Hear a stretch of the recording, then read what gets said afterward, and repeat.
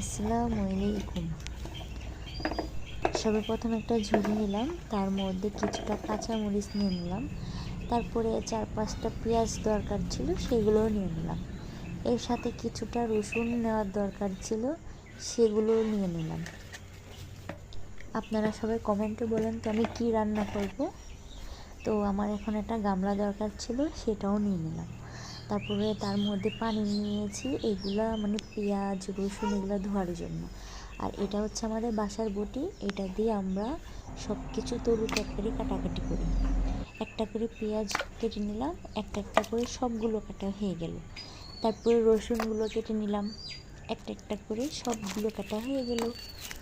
তারপরে যে কটা মরিচ ছিল সেগুলো পানিতে দিয়ে দিলাম। দেওয়ার পরে সবগুলো সুন্দর করে ধুয়ে নিলাম।